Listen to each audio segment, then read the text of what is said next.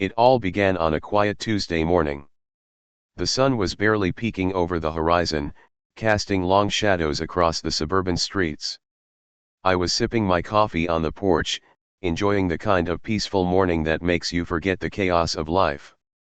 But that calm was about to shatter in a way I never expected. A shrill ring cut through the air. My phone. Caller ID flashed, a number I didn't recognize. Before I could answer, a car door slammed across the street. That's when I saw her. Karen, the neighbor from 2 doors down, who had a reputation for overreacting. She was pacing on the sidewalk, waving her arms like she'd just discovered a crime scene. I shrugged, thinking she was just another busybody with nothing better to do. But then, she did something I never thought I'd witness. She pulled out her phone and started dialing 911 right there, in broad daylight, right in front of my driveway. My curiosity turned into concern. What could she possibly be calling the police about? Little did Karen know, the house she was about to report wasn't just a regular suburban home. It was my house. And, more importantly, I was the police chief of this very town. I swallowed my coffee and walked toward her, trying to keep my tone casual. "Morning, Karen. Everything okay?" I asked, with a hint of amusement, hiding the sudden spike of adrenaline in my chest. She froze, phone halfway to her ear, her eyes widening in confusion. And, was that panic? You can't just park there," she sputtered, pointing at my driveway. "It's blocking the street, it's illegal." I raised an eyebrow, trying to hide the smile creeping across my face. This was going to be interesting. "Karen," I said calmly, "that is my driveway.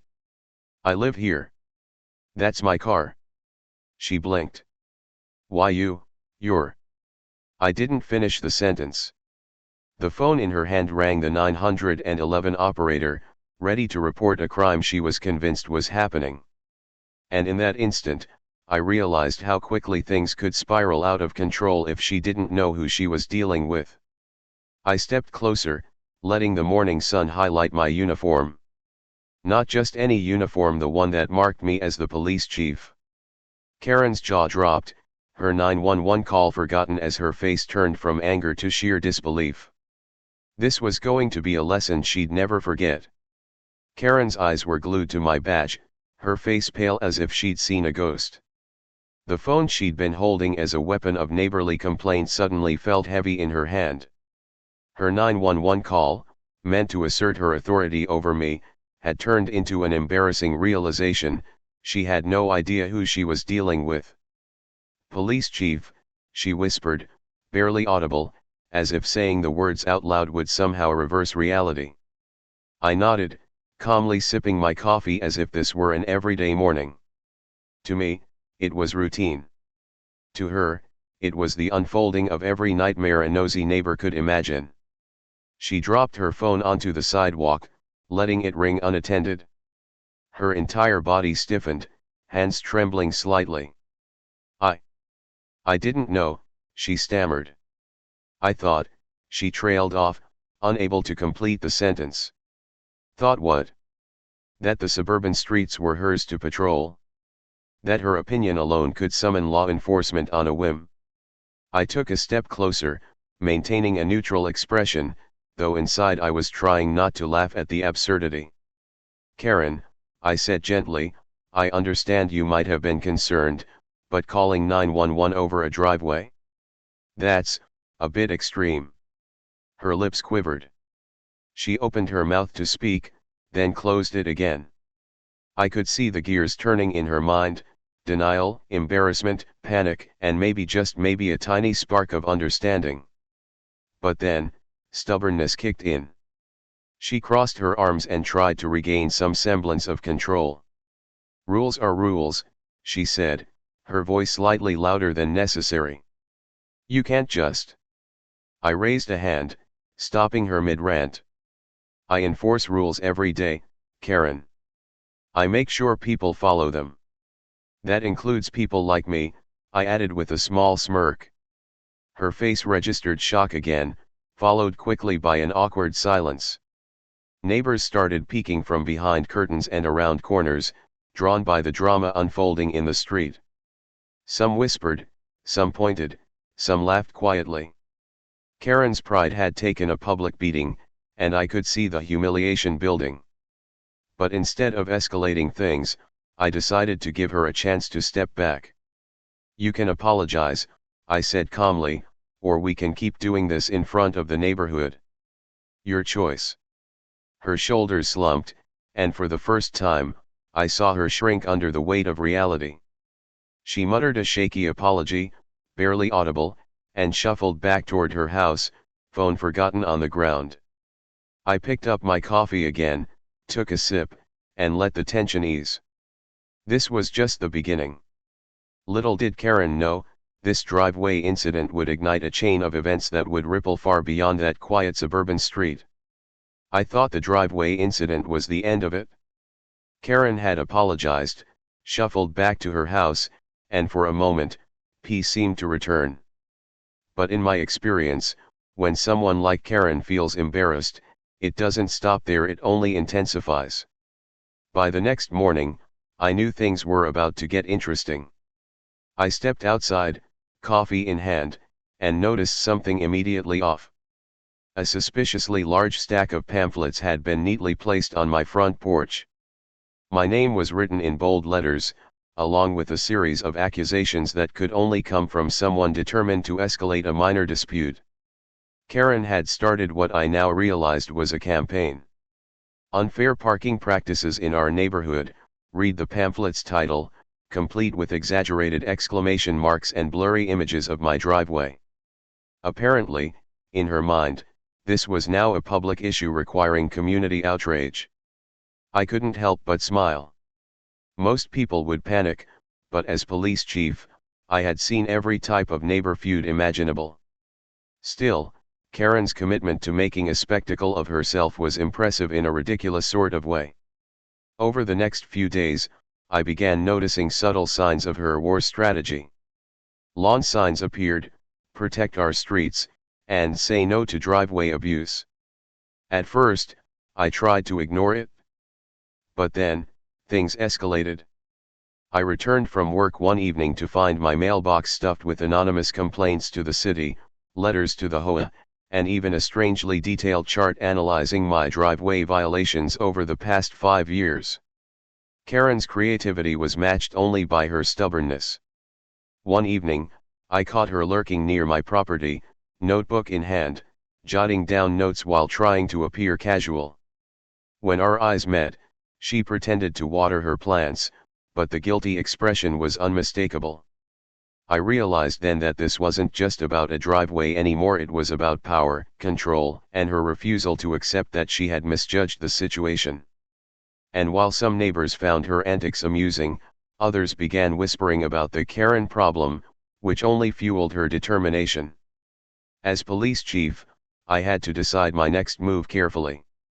I could confront her head-on, escalating the feud and risking public drama, or I could use the situation to teach a lesson she would never forget.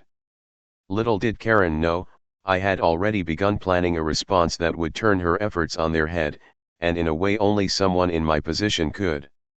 The stage was set, and Karen had no idea the game was about to change. Karen's obsession had reached a new level. Every morning, I would spot her peeking from her curtains, binoculars in hand, or sneaking glances over fences while pretending to chat with neighbors. It was clear that she wasn't going to let the driveway issue die quietly.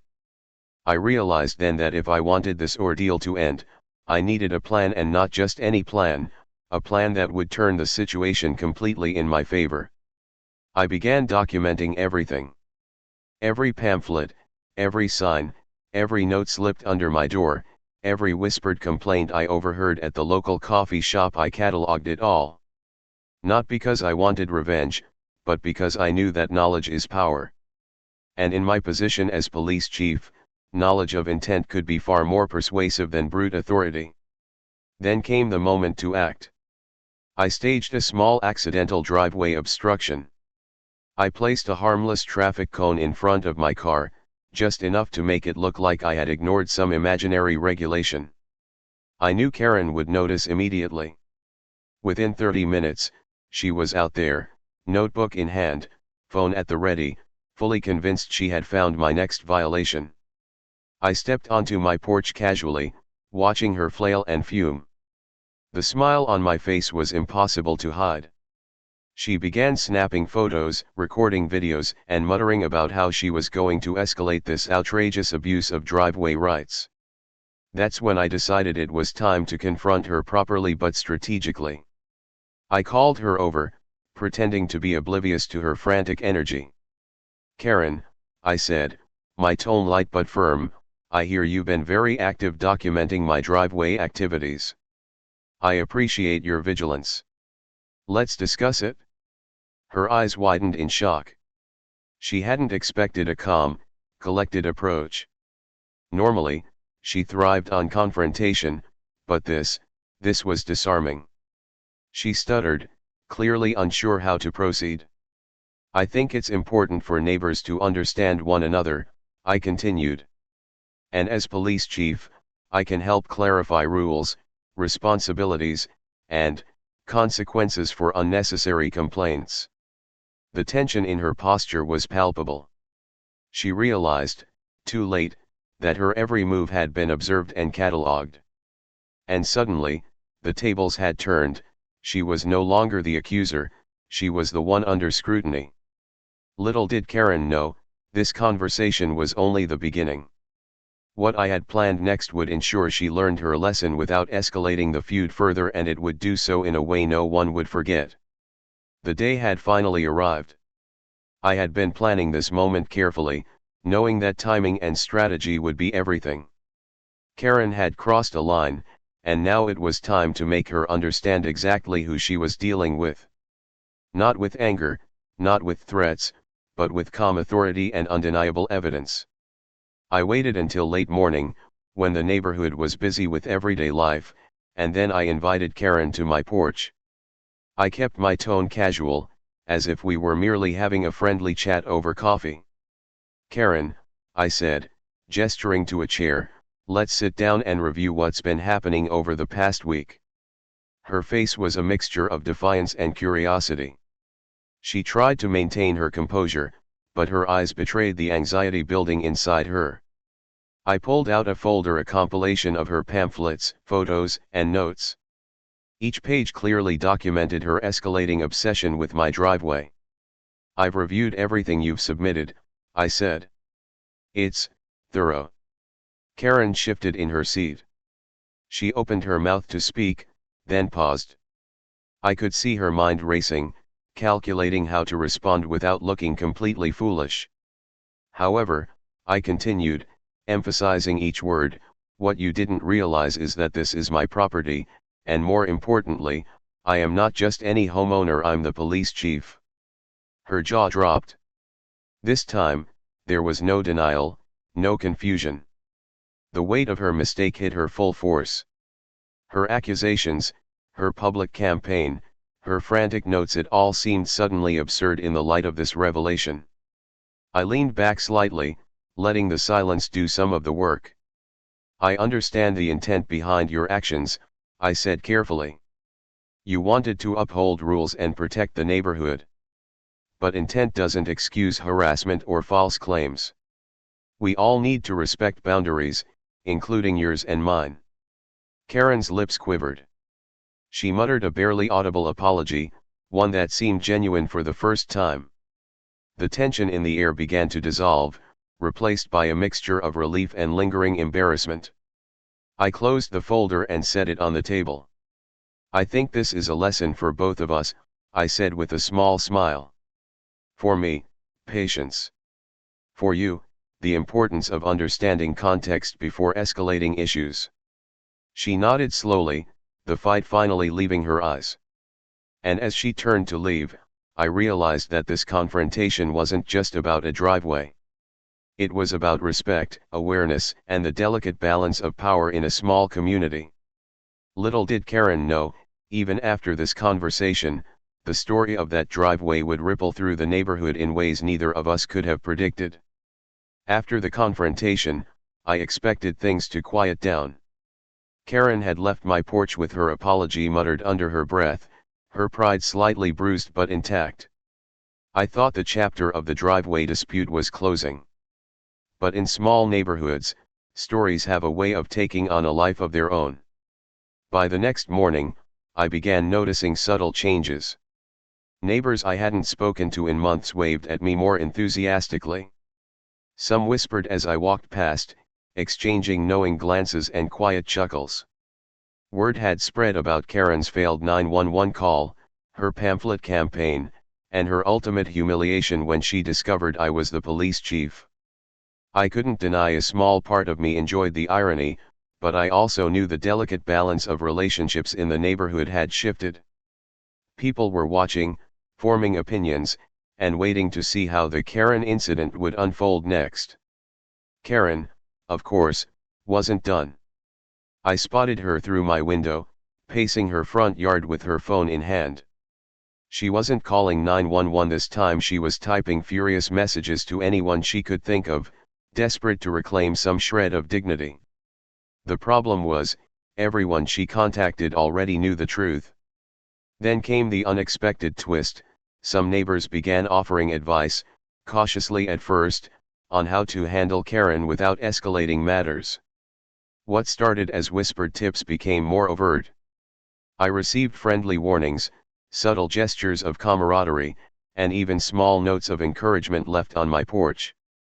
The neighborhood had subtly sided with me, though no one said it outright. Meanwhile, Karen's attempts to repair her image were amusing at best.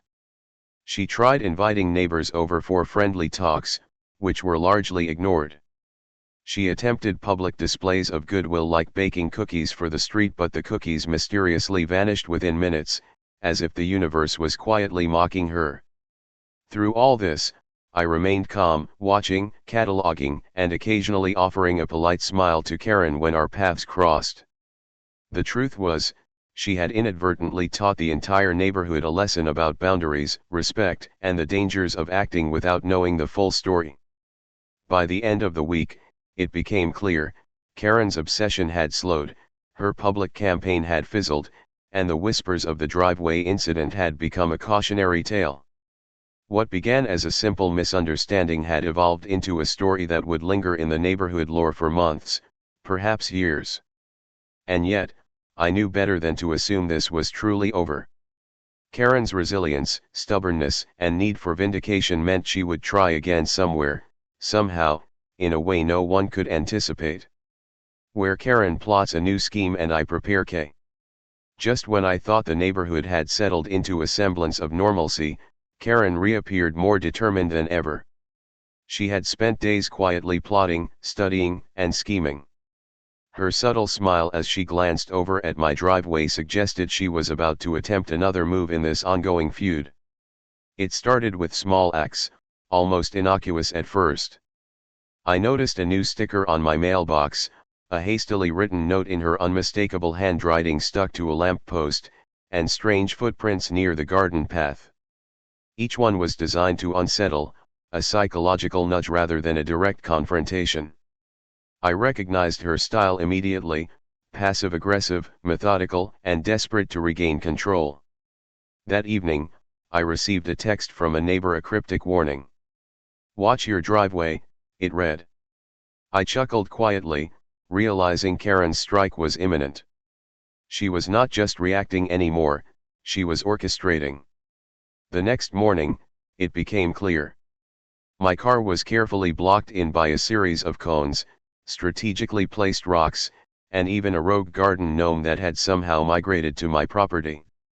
Karen had turned my driveway into a miniature obstacle course, each item a challenge, a provocation, a declaration of her stubbornness. I stepped outside, assessing the scene, trying not to laugh too loudly. Each object was a deliberate message, she could still control the narrative, even subtly. But this time, I was ready. I knew her patterns, her tendencies, and her predictable flair for drama. I decided to respond in a way that would turn the tables. Calmly, I took a picture of the chaotic scene and posted a friendly notice in the neighborhood group chat: driveway obstacle course courtesy of Karen, creativity points, 10/10. I let the humor speak for itself. Within minutes, the post was buzzing. Neighbors were commenting, laughing, and sharing their own small anecdotes about quirky confrontations with Karen. The tide was turning, and she had unwittingly made herself the subject of community amusement rather than intimidation. Karen, of course, noticed immediately. She stormed over, face red with a mix of frustration and disbelief. "You, how dare you," she began, but the laughter from onlooking neighbors cut her off. Her plan to regain control had backfired spectacularly. That's when I realized something important: sometimes, the most effective way to handle someone like Karen is not with anger or authority alone, but with patience, observation, and a touch of clever strategy. Little did she know, the final act of this driveway saga was still ahead. And when it came, it would be something she and the neighborhood would never forget. By now, the neighborhood was buzzing. Karen's antics had become the talk of every porch, driveway, and local coffee shop. Everyone knew about the driveway feud, and people were waiting to see how it would end. I knew it was time to bring this chapter to a close once and for all. I decided on a final approach, a controlled, calm confrontation that would leave no room for further escalation. I invited Karen over under the pretense of community mediation, letting her think she still held some power in the situation. She arrived with a notebook in hand, ready for battle, expecting me to be intimidated by her persistence. I greeted her warmly, offering coffee. "Karen, thank you for coming. Let's talk through everything calmly, shall we?" My tone was casual, almost cheerful, but there was an underlying firmness she could feel. She sat stiffly, eyes scanning for evidence of some new trick or trap. "I just want the neighborhood safe," she said, her voice wavering slightly. "And rules enforced." I nodded, acknowledging her point. "Absolutely. Rules are important. But so is understanding boundaries. And part of being a responsible neighbor is knowing when to escalate an issue and when not to." I gestured to a folder on the table. "I've compiled everything from our interactions over the past week, the pamphlets, the notes, the photos, and I've shared it with you so we can review it together." Her eyes widened, and she realized the magnitude of her obsession. She had poured energy, time, and creativity into something trivial, and the evidence was undeniable. But rather than shaming her publicly, I let her see it for herself. As we went through the folder, Karen's posture began to slump. Each page reminded her of the over-the-top lengths she had gone to, the public embarrassment she had suffered, and the futility of her campaign against me. By the end, she was silent, staring down at the documents, fully aware of the consequences of her actions. I leaned back, keeping my voice calm but resolute. "Karen, the driveway is mine, my authority is clear, and the neighborhood respects boundaries when they're respected in return. I think we've reached a point where we can both move forward." She nodded slowly, defeated but finally understanding. The tension dissolved, replaced by a quiet acknowledgement: the feud was over, and she had learned a lesson in humility, boundaries, and consequences. As Karen left my porch that day, the sun glinted off the driveway, now peaceful and unobstructed. The neighborhood had witnessed the showdown, the lesson, and the resolution, all without a single arrest or confrontation beyond words. Little did anyone know, this story would become legendary in the neighborhood, a tale of stubbornness, strategy, and the unexpected power of patience and authority. The days following the showdown were calm, remarkably calm. Karen had retreated into her house, no longer brandishing pamphlets or posting cryptic notes.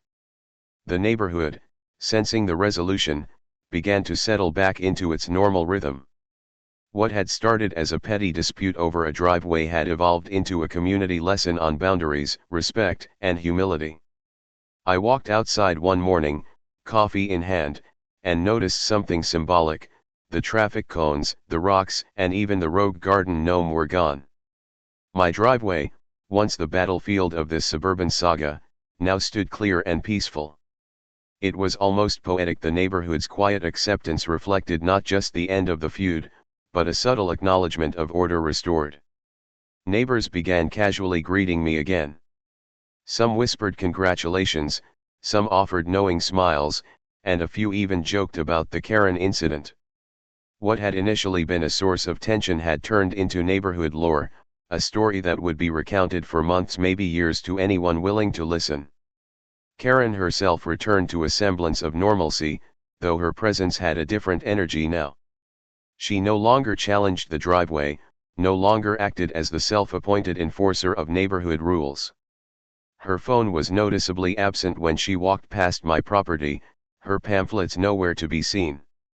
I could tell she had internalized the lesson: boundaries matter, authority has weight, and some battles are better observed than fought. For me, the episode was a reminder of the delicate balance of patience and strategy. As police chief, I had seen countless conflicts, but this one stood out not because it involved a crime or an emergency, but because it tested human behavior, pride, and persistence. Handling it required more than authority, it required observation, timing, and a touch of humor. One evening, as the sun set over the quiet suburban street, I reflected on the saga. Karen had tried to challenge me, escalate a trivial matter, and assert dominance, but in the end, the resolution was simple: understanding boundaries, staying calm, and letting actions speak louder than accusations. The neighborhood had seen it all, and perhaps they had learned something too. As I sipped the last of my coffee, I glanced at my driveway, peaceful, unobstructed, and fully mine. The ordeal was over, but the story would live on in whispers, smiles, and a subtle reminder that sometimes, the quietest lessons are the most powerful. Karen had learned her lesson, the neighborhood had learned theirs, and I had turned what could have been a chaotic disaster into a testament of patience, strategy, and authority. The driveway was mine. The peace was restored. And the legend of the 911 call over my driveway would echo through the neighborhood for years to come.